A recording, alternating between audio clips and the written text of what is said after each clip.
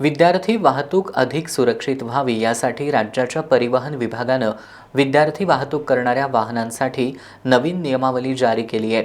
या नियमांमुळे विद्यार्थी वाहतूक आणखी सुरक्षित होणार असल्याचा विश्वास उपप्रादेशिक परिवहन अधिकारी मनोज ओतारी यांनी व्यक्त केलाय।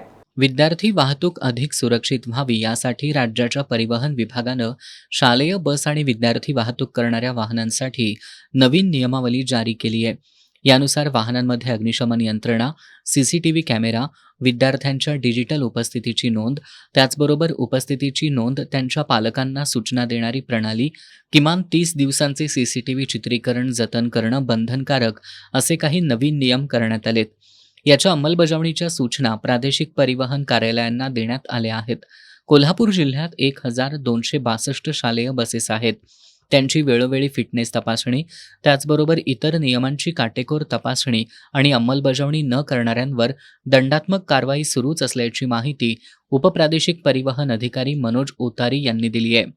आता नवीन स्कूल बस नियमावलीमध्ये म्हणाल तर शालेय विद्यार्थी वाहतूक नियम 2011च्याच तरतुदीचं सगळी अंमलबजावणी होते। तथापि मागील 15 दिवसापूर्वी स्कूल बस नियमावलीमध्ये अजून थोडासा बदल होऊन त्याच्यामध्ये विद्यार्थ्यांची सुरक्षित वाहतूक व्हावी या दृष्टिकोनातून विद्यार्थ्यांच्या सुरक्षेच्या दृष्टीनं ज्या काही गोष्टी गरजेच्या आहेत त्या सगळ्या गोष्टीचं पालन करण्याच्या सूचना प्राप्त झालेल्या आहेत। त्यानुसार आता नवीन ह्याच्यामध्ये जे काही भाडे ठरवण्याचं होतं तर ते त्या स्थानिक RTA ते अधिकार दिलेले आहेत की स्कूल बसचं जे काय मासिक किंवा त्रैमासिक भाडं आहे ते RTA निर्णय होऊन त्या दृष्टीनं निर्णय व्हावा। त्यानंतर स्कूल बसचं जे पूर्वी 15 वर्षाचं जे काही आयुमान होतं ते आता 20 वर्षापर्यंत वाढवलेलं आहे।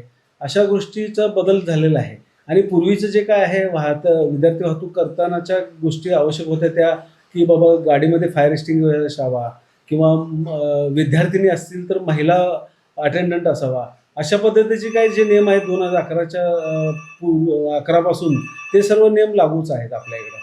या नियमांमुळे विद्यार्थी वाहतूक आणखी सुरक्षित होणार असल्याचा विश्वास उपप्रादेशिक परिवहन अधिकारी मनोज ओतारी यांनी व्यक्त केला। दरम्यान नव्या नियमांमुळे वाहतुकीचा खर्चही वाढणार आहे, कारण ही सगळी यंत्रणा बसवण्याचा खर्च वाहनधारकांनाच करावा लागणार आहे।